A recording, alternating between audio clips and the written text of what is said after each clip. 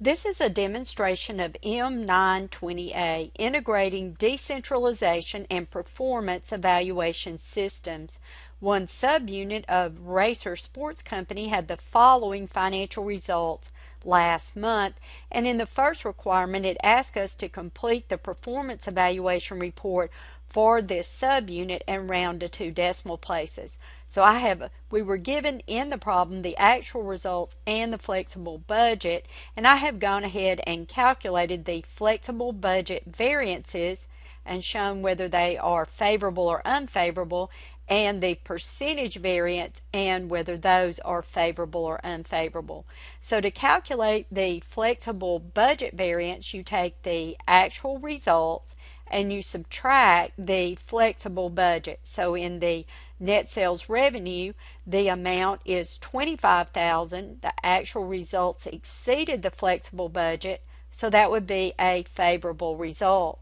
For the variable expenses, the actual results were $261,000 and the flexible budget was $251,000. So the actual results exceeded the budget, and for cost or expenses, that would be unfavorable. Next, we look at contribution margin. So the actual results exceeded the flexible budget by $15,000, and that would be a favorable result.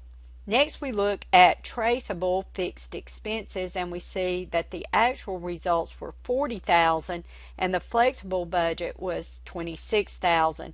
So that would be a $14,000 flexible budget variance, and that would be an unfavorable variance. And last, we look at the divisional segment margin, and for the actual results it was $175,000, and the flexible budget it was $174,000. So that was a $1,000 variance, and it was favorable. Next, we'll look at the percentage variance for each of these. So to get the percentage, you take the flexible budget variance and you divide it by the flexible budget. So we see that our percentage variance for net sales revenue was 5.54%, and again, that is a favorable variance. Our actual results for our sales exceeded our budget.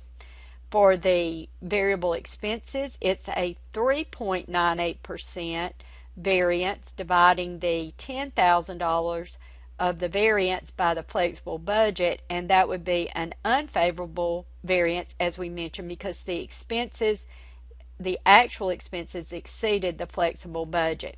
Contribution margin is 7.5%, and that would be calculated by dividing the $15,000 flexible budget variance by the flexible budget amount, $200,000, and that is a favorable variance because the contribution margin, the actual results exceeded the flexible budget. For traceable fixed expenses, we would divide the $14,000 flexible budget variance by the flexible budget amount, and we got a percentage variance of 53.85%, and that would be an unfavorable variance because our actual expenses exceeded the flexible budget. And then for the divisional segment margin, we had a 0.57% variance, which would be $1,000. The flexible budget variance divided by the flexible budget of $174,000, and that would be a favorable variance since our actual divisional segment margin exceeded the flexible budget. In the second part of the problem, it asks us, based on the data presented and your knowledge of the company, what type of responsibility center is this subunit? And we can see, based on the information that we were given, that we have both net sales revenue as well as variable and fixed expenses. So we can tell by that that this subunit must be a actual profit center. In part 3, it asks us which item should be investigated if management's decision criteria is to investigate all variances equal to or exceeding $8,000 and exceeding 10%. Both criteria must be met. So we can see that we had several of our variances that exceeded $8,000. but we only had one of the amounts that exceeded 10%. So only the traceable fixed expenses would meet both criteria of exceeding $8,000 for the variance and 10% as a percentage variance. In Part 4, it asks us, should only unfavorable variances be investigated? And no, both unfavorable and favorable variances should be investigated, because a favorable expense variance can actually indicate that costs are being cut, and especially for like research and development expenses, that could definitely impact future operations. So you want to investigate both. Is it possible in Part 5 that the variances are due to a higher than expected sales volume? And no, that would not be the case, because remember, when we do the flexible budget, that already has taken into account any changes in volume. So it only captures the budget variances that are due to prices and costs varying from the standard amount. Any volume variances, it would not be showing up in the flexible budget variances. In Part 6, it states, will management place equal weight on each of the variances exceeding 8,000? And no, they would not place equal weight on them. They actually would consider the percentages. So as we said, only the traceable fixed costs would probably be investigated based on the criteria that management uses to review these. And in number 7, it asks which balanced scorecard perspective is being addressed through this performance report, and in your opinion, is this performance report a lead or a lag indicator?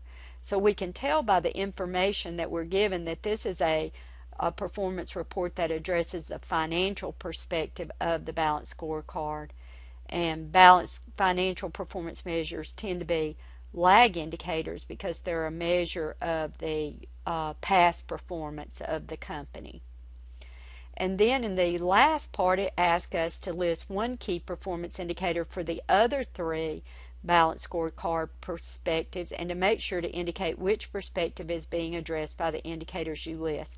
So there are many different possible key performance indicators that could be used for the other balanced scorecard perspectives, but I just gave one example for each of them. So for the customer perspective, I said that a key performance indicator could be customer satisfaction ratings. For the internal business balanced scorecard perspective, I said you could look at the number of new products that were developed as a key performance indicator. And then for learning and growth, you could look and see how many hours of employee training this subunit had offered. And that is the conclusion of the demonstration for problem M920A.